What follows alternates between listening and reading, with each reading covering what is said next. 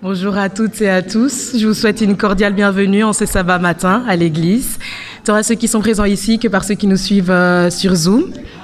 C'est avec plaisir que je me tiens ici devant vous, en sachant que souvent pendant la semaine, j'ai l'habitude d'être tellement chargée, d'avoir tellement de tâches que j'oublie de me reposer et je ne sais plus où donner de la tête. Mais au moins, je sais qu'il y a une chose qui ne change pas et qui reste la même, c'est le sabbat. Le fait que je puisse me reposer et prendre le temps de vivre ce moment pour célébrer le Seigneur. Je ne sais pas si c'est aussi votre ressenti, mais je vous invite à pouvoir ouvrir votre cœur à Dieu, à le célébrer de toute votre force pour que ce moment de louange, nous puissions faire monter les chants jusqu'au Seigneur. Je vous invite à vous lever pour que nous chantions « Vous qui sur la terre habitez ».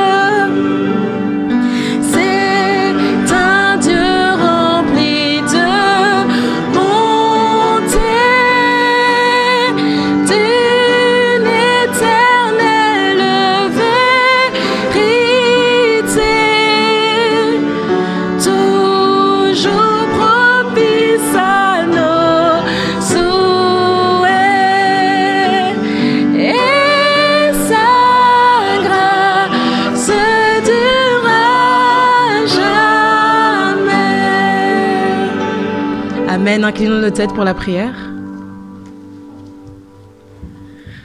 Notre Père miséricordieux et bienfaisant, nous te sommes reconnaissants pour tous les bénéfices que tu nous as accordés, pour toute cette semaine qui est écoulée, et nous voulons t'apporter notre réjouissance et toute la joie de nos cœurs pour que tu sois glorifié et que ton nom soit élevé.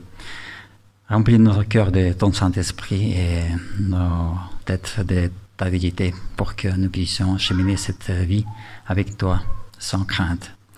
Bénis aussi ceux qui ne sont pas ici avec nous, surtout ceux qui sont malades.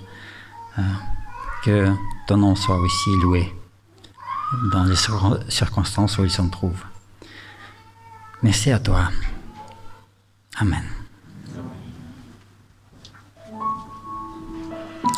Qui avait su que chanter, ça fait faire du sport, il fait tellement chaud. Mais ici, Seigneur, par la clarté, j'aime particulièrement la 3e strophe qui dit « Maître, à tes pieds je m'incline, je t'appartiens sans retour, verse en moi ta paix divine, répands en moi ton amour. » Ces paroles nous invitent à nous donner tout entier au Seigneur. Ainsi, nous aurons sa paix divine et son amour inconditionnel. Je vous invite à rester debout pour le chant 328 dans le Donnez-lui gloire. Seigneur, par la clarté de ton amour, chasse l'obscurité qui nous entoure. Jésus, toi la lumière qui nous éclaire, vérité qui nous guide et qui nous libère. Brille sur nous, brille sur nous, brille en Jésus, couvre ce pays de ta gloire, brille l'Esprit Saint, embrase nos cœurs, coule en torrent de ta grâce, remplis les nations par le Seigneur. Oula. Que ta lumière soit. Seigneur, tu me conduis en ta présence, dans la nuit, dans l'éclat de ta puissance. Par ton sang, je prends part à ta sainteté. Sonde-moi mes ténèbres, consume-les.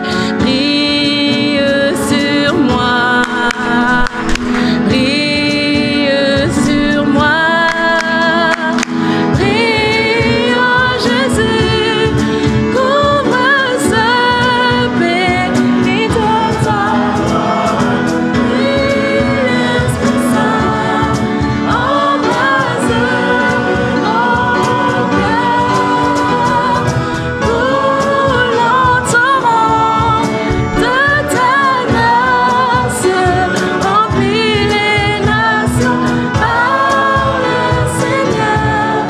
Que la lumière soit. Et quand nous contemplons ta royauté, ton visage reflète ta beauté, transformé sans cesse de gloire en gloire, que sans fin notre vie prise de toi.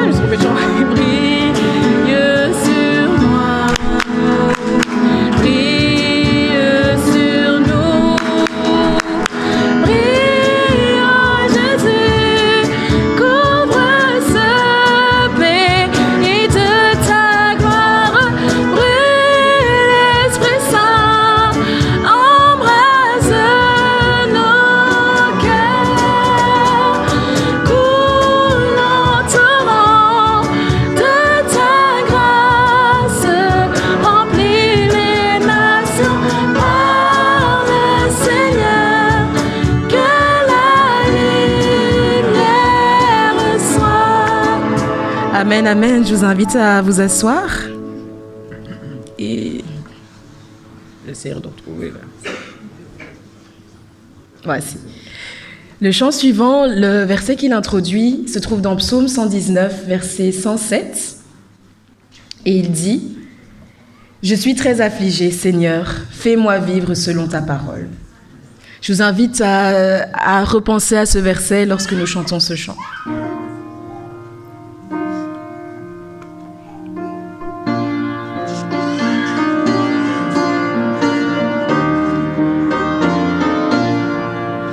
À tes pieds, ô divin maître, je me place avec bonheur.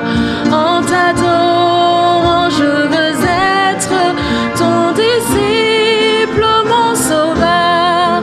Par le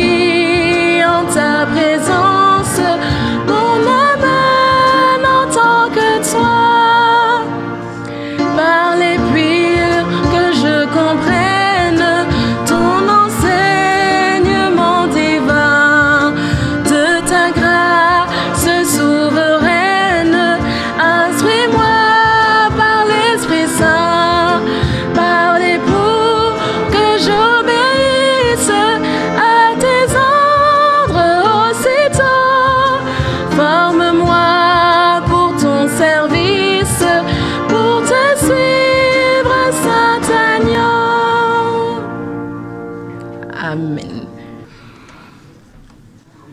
Je vous invite à prendre, pour passer à la prédication, je vous invite à prendre le livre de Proverbes, s'il vous plaît. Proverbes chapitre 2, le verset 6. Proverbes 2, verset 6, s'il vous plaît. C'est très court, je vais le lire. Proverbe 2, verset 6. « Car l'Éternel donne la sagesse, de sa bouche sortent la connaissance et l'intelligence. » Magnifique verset, car l'Éternel donne la sagesse. Donc, après une période de 2 semaines, en vue des examens, voilà que nos étudiants sont tous plongés dans la période des examens de fin d'année. Ils ont fini le blocus, 2 semaines sans cours, rien que pour étudier. Ça peut sembler beaucoup, mais si vous leur demandez, ils vont dire tous, ce n'est pas assez.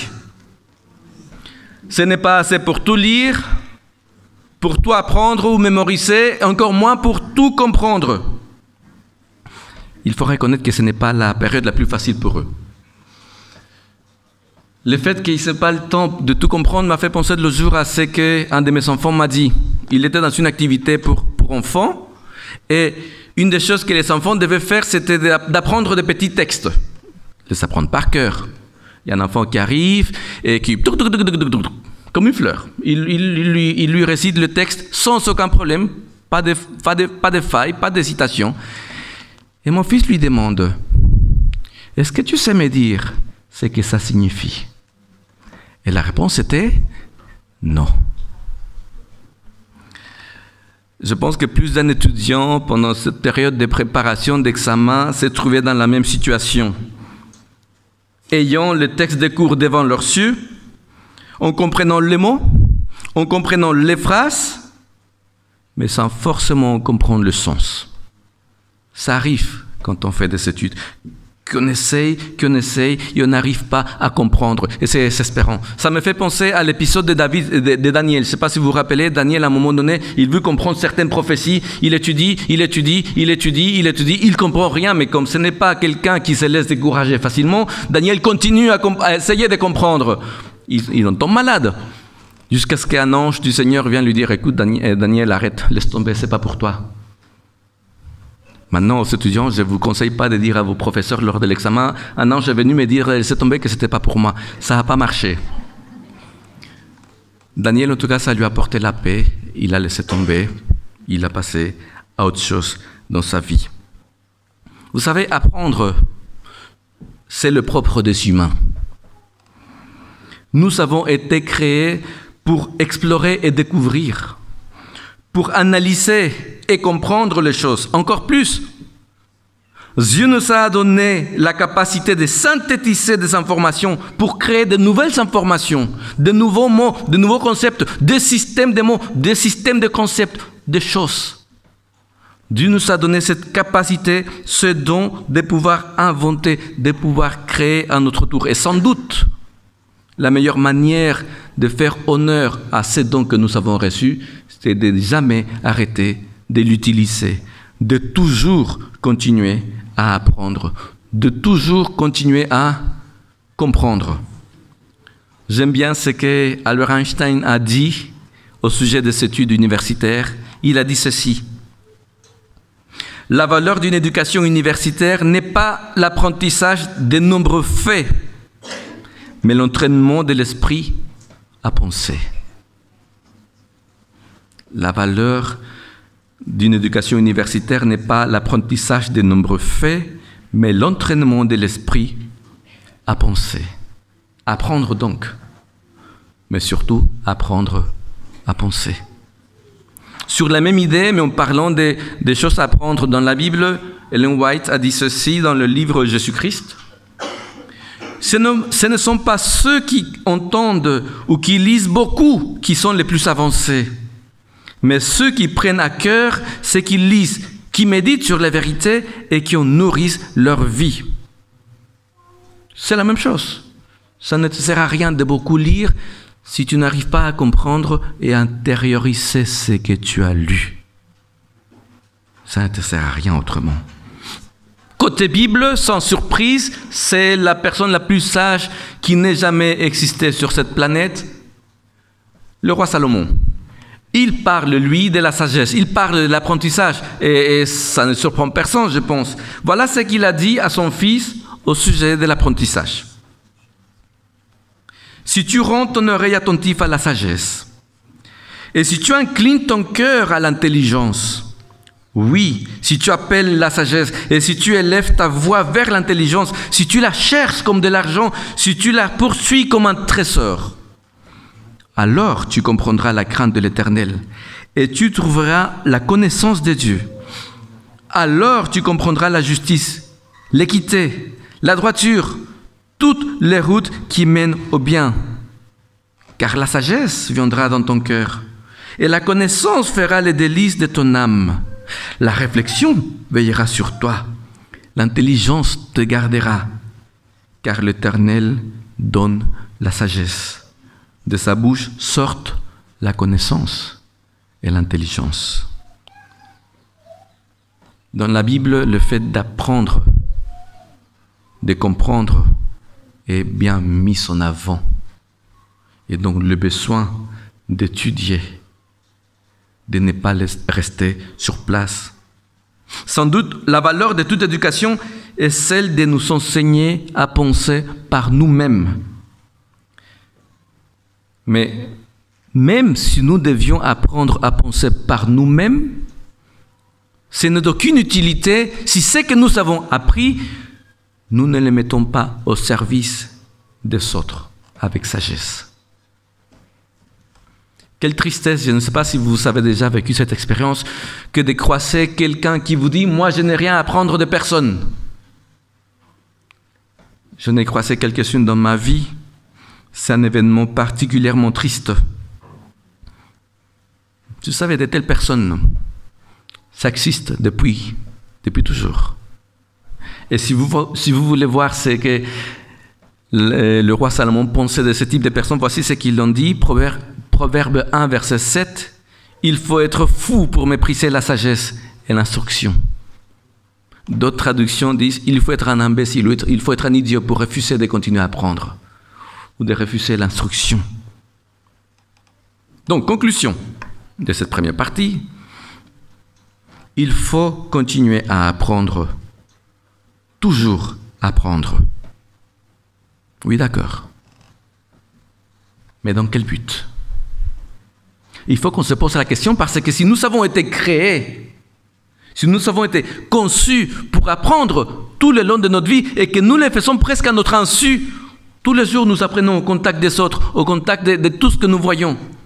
Nous continuons toujours à apprendre. C'est presque inévitable. C'est presque plus difficile d'arrêter d'apprendre que de se laisser apprendre par les choses de la vie. Si nous avons donc été conçus pour toujours apprendre, c'est vraiment important de se dire dans quel but? Pourquoi faire que je dois continuer à apprendre? Dans le cas des étudiants, les choix des études supérieures ou d'une préparation professionnelle, il se fait souvent en fonction de ce qu'on aime ou en fonction de ce pourquoi on pense, on se sent capable, le plus capable. Donc, une question d'affinité, si vous voulez. Mais parfois aussi, on a une idée de ce qu'on aimerait dans la vie. Et puisqu'on veut atteindre cet idéal, alors on entreprend des études qui pourraient nous amener vers ce type de vie qu'on imagine, qu'on espère avoir. Il se peut aussi parfois dans la vie qu'on n'ait pas le choix de choisir librement et qu'on finisse par simplement faire ce que l'on peut avec ce que l'on a. Je me rappelle un de mes amis qui est médecin au Mexique. Une des fois où j'étais là-bas, je lui demandais, écoute, ça fait longtemps, nous on a arrêté de se voir à la fin de l'école secondaire. Comment est-ce que tu as choisi médecine alors que tu voulais une toute autre chose? Et il m'a dit, en fait, j'ai pas eu le choix. C'est mon grand-père qui allait financer les études universitaires, donc il a dit, c'est moi qui paye, c'est moi qui choisis. Tu fais médecine. Ils ne s'en plaignent pas, mais ce n'était vraiment pas ce qu'ils voulaient faire. Parfois, on n'a pas le choix. On fait ce qu'on peut avec ce qu'on a. Certaines personnes, quand elles choisissent ce qu'elles voudraient faire ou quand elles voient le futur qu'elles aimeraient, elles pensent pas simplement qu'à ce qu'eux, ils aimeraient faire ou vivre, mais certaines personnes pensent aussi, moi j'aimerais faire ceci pour pouvoir aussi subvenir aux besoins de ma future famille ou subvenir aux besoins de la famille que j'ai déjà. Dans des situations peut-être un peu plus précaires, cette image, cette idée de pouvoir aider la famille. Ce n'est certainement pas l'apôtre Paul qui serait contre ce type de raisonnement. Je ne sais pas si vous vous rappelez ce que l'apôtre Paul a dit à Timothée un jour en parlant de certaines personnes de l'Église. Il a dit ceci, 1 Timothée 5,8, « Si quelqu'un ne prend pas soin des siens, et principalement au-dessus de sa famille, il a renié la foi et il est pire qu'un incroyant. » C'est costaud. Si quelqu'un ne prend pas soin des siens, en particulier de sa famille, il a renié la foi. Il est pire qu'un incroyant. Autrement, on dirait aujourd'hui, pour l'apôtre Paul, un soi-disant chrétien qui ne prend pas soin de sa famille est pire que quelqu'un qui dit « je ne crois pas en Dieu » ou « je retourne les choses ». Il vaut mieux ne pas croire en Dieu et prendre soin de sa famille que de dire « je crois en Dieu » et ne pas prendre soin de sa famille. Pour l'apôtre Paul, c'est limpide, c'est clair, il n'y a pas de discussion à faire. Donc s'il trouvait quelqu'un, un étudiant qui dit « moi j'aimerais faire ceci pour prendre soin de ma famille », il dirait « oh, tu es des miens ». Prendre soin des siens. L'image, et l'apôtre Paul, c'est une des personnes les plus cultivées du Nouveau Testament, l'image qu'il se fait de l'objectif de la vie du chrétien est très claire. Et on va la trouver à fur et à mesure qu'on lit les choses qu'il va dire aux églises. Par exemple, il va dire aux Corinthiens, quand je parlerai des langues des hommes et des anges, mais je n'ai pas l'amour, vous connaissez la suite, je ne suis rien. Aux Colossiens, il va dire ceci, tout ce que vous faites, faites-le comme pour le Seigneur. Et quand on analyse les affirmations de l'apôtre Paul par rapport aux capacités des personnes que nous savons en tant que personnes et des choses que nous devons ou pouvons faire, on se rend compte que tour à tour, il va évoquer les capacités intellectuelles, les capacités de réflexion, les capacités relationnelles, les capacités spirituelles. Et dans tous ces domaines d'action, l'apôtre Paul appelle à une vie de cohérence avec la foi. Il appelle à une vie pleine de sens, à une vie où l'on agit avec intentionnalité pour Dieu. Je pense que la phrase qui résume le mieux sa pensée par rapport à qu'est-ce que tu vas devenir, qu'est-ce que tu peux devenir dans le futur, elle se trouve dans la première épître aux Corinthiens, chapitre 10, verset 31. Il a dit ceci. Je pense que vous le connaissez. 1 Corinthiens 10, 31. Soit donc que vous mangiez, soit que vous buviez, soit que vous fassiez quelque autre chose, faites tout pour la gloire de Dieu. Quoi que tu fasses, fais tout pour la gloire de Dieu. Du coup, on comprend bien qu'il ne puisse pas vraiment considérer comme un vrai chrétien quelqu'un qui se dit chrétien mais qui ne prend pas soin de sa famille, parce que quel témoignage, quelle image tu donnes de ton Père Céleste, toi qui te dit son fils, si toi, son fils, ne prends pas soin de ta famille, ça colle pas. C'est d'une incohérence profonde. Tout ce que nous faisons, faisons-le pour la gloire de Dieu. Et là, je m'adresse aux étudiants, à tout niveau. Est-ce que vous avez déjà envisagé d'étudier, de faire des études pour la gloire de Dieu? Est-ce que vous avez déjà envisagé votre formation professionnelle comme une formation choisie pour la gloire de Dieu, vécue pour la gloire de Dieu?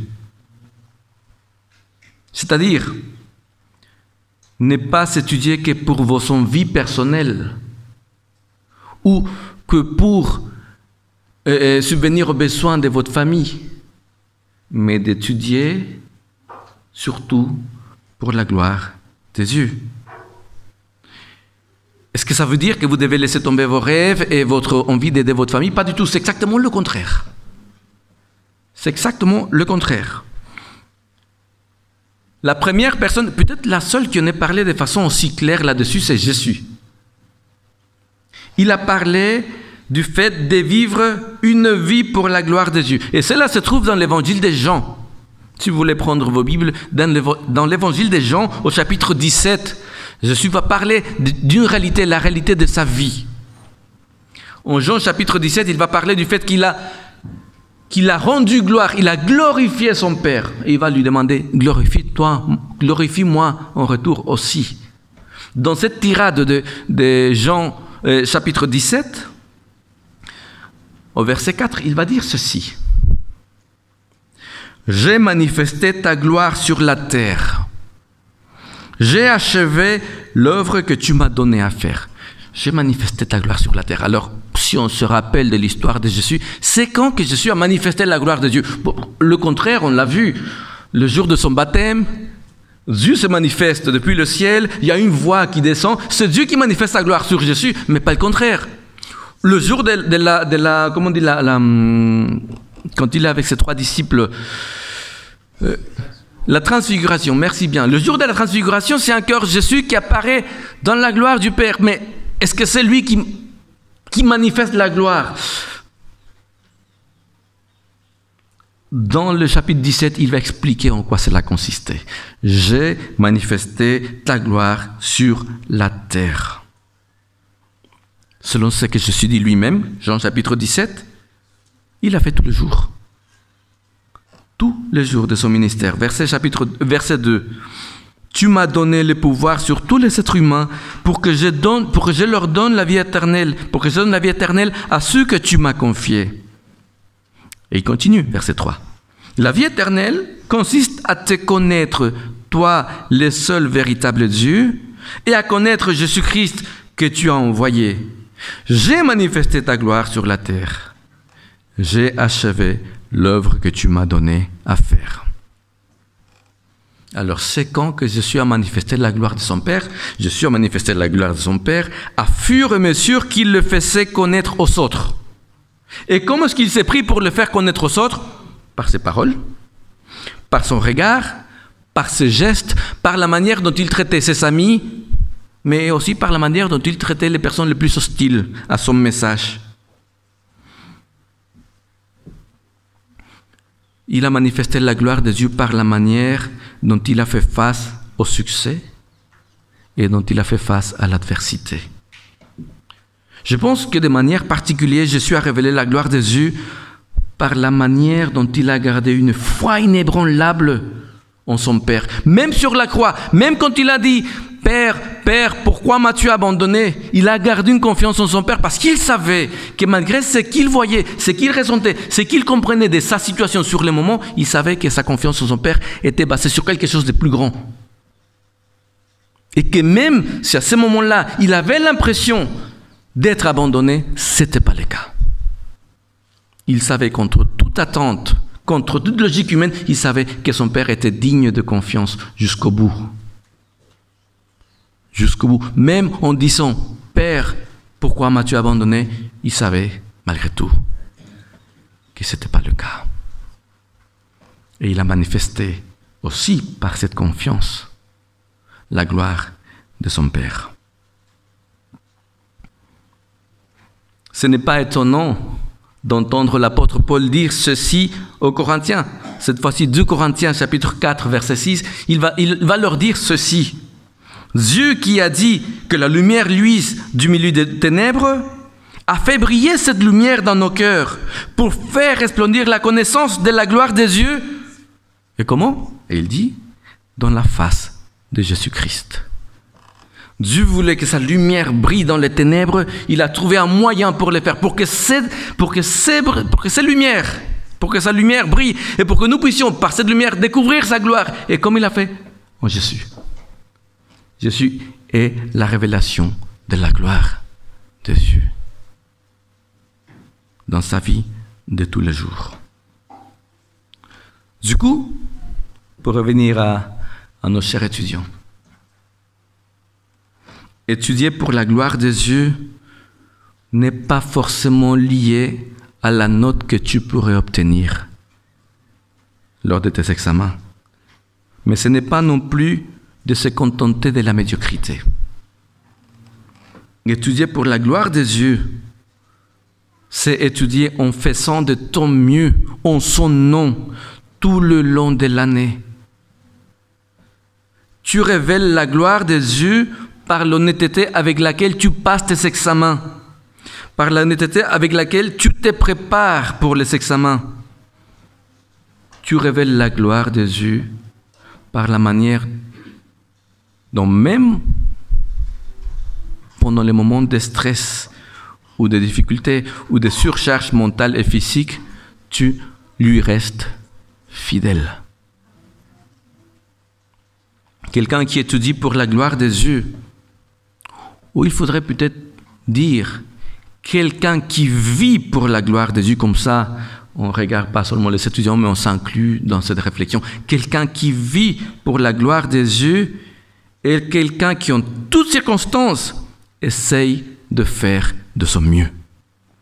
C'est ainsi que nous reflétons un peu du caractère de Dieu quand nous interagissons avec les autres, en tant qu'étudiants, en tant que professionnels, en tant que travailleurs, en tant que parents, en tant que conjoints, en tant que croyants, en tant que chrétiens, en tant qu'humain.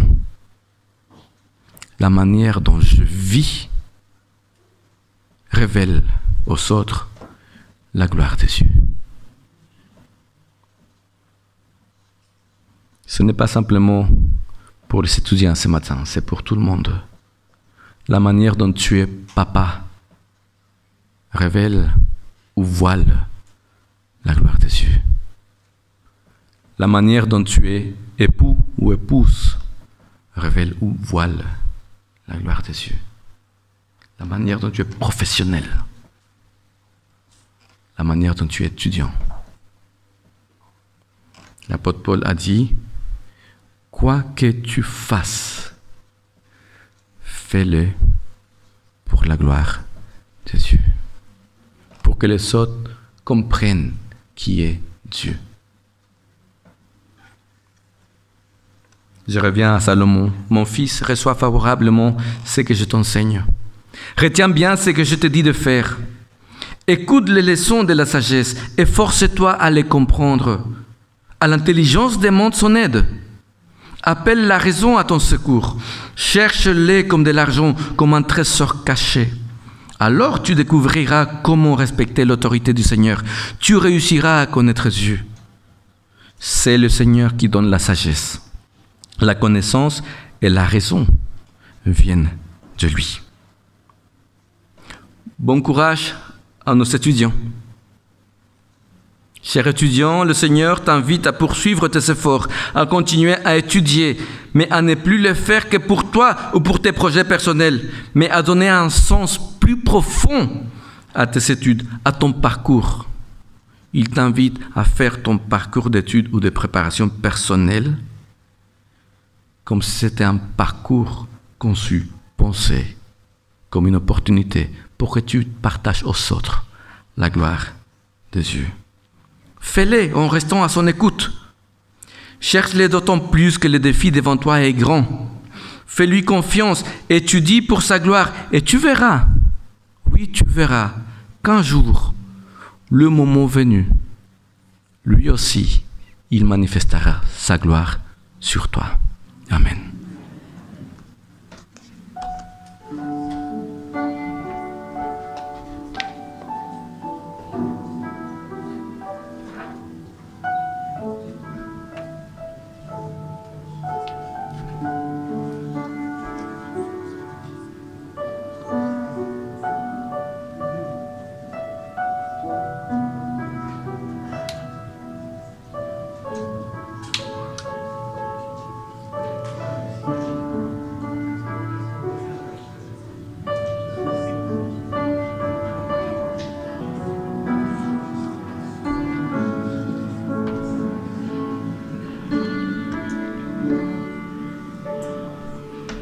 Comme le pasteur a dit, les étudiants, nous apprenons beaucoup, mais j'aime à dire, moi, que toute notre vie, nous apprenons.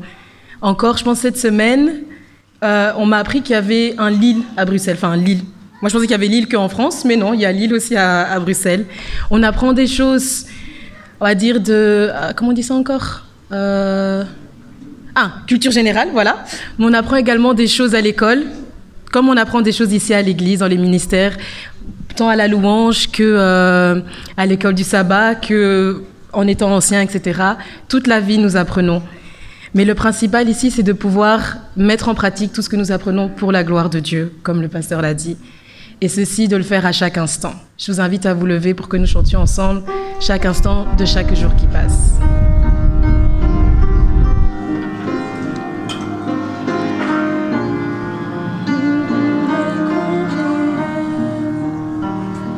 Chaque instant de chaque jour qui passe, en toi seul je puis me confier.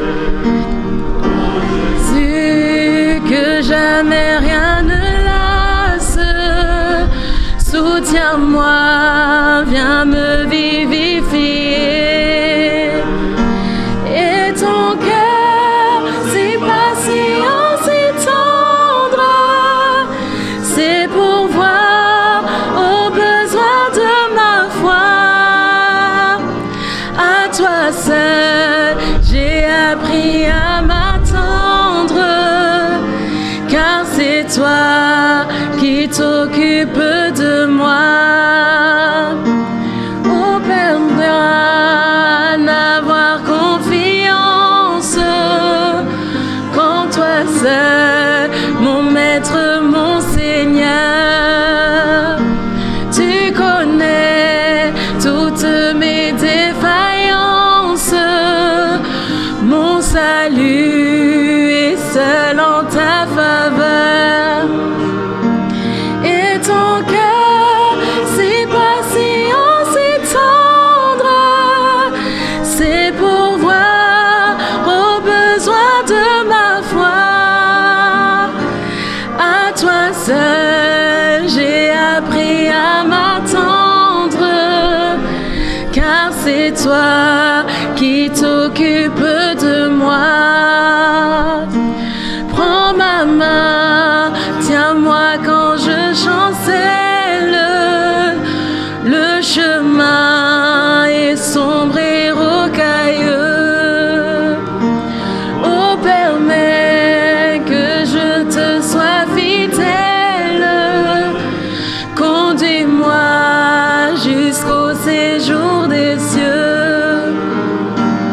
Et ton cœur, c'est patient, c'est tendre, c'est pour voir aux besoins de ma foi.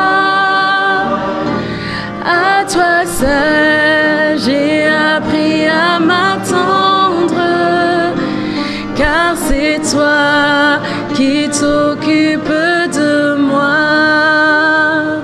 Amen. Inclinons nos têtes pour la prière.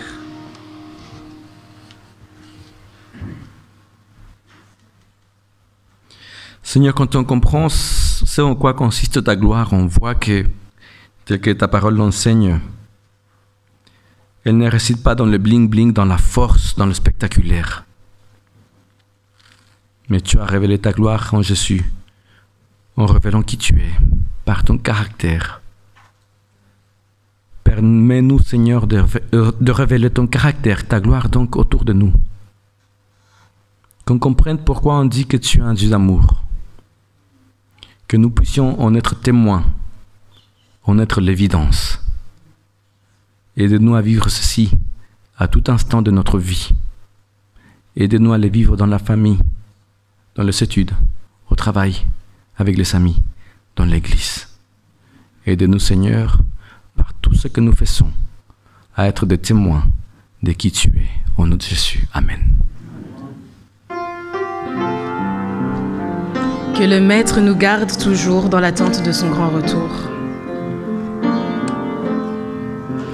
Que la grâce de Dieu soit sur toi.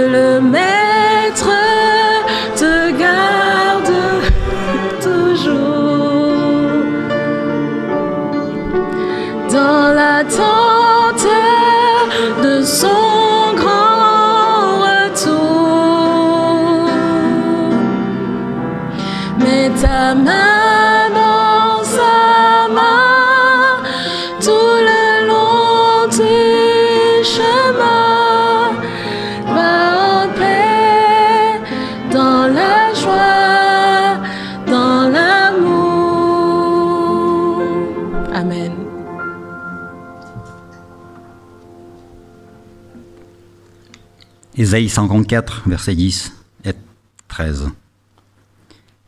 Quand les montagnes sont irées, quand les collines vacillent, ma fidélité envers toi ne s'en ira pas, et mon alliance de paix ne vacillera pas, dit le Seigneur qui a compassion de toi. Tous les fils seront disciples du Seigneur, et la paix de tes fils sera abondante. Loué son grand nom du Seigneur. Amen. Bonne semaine.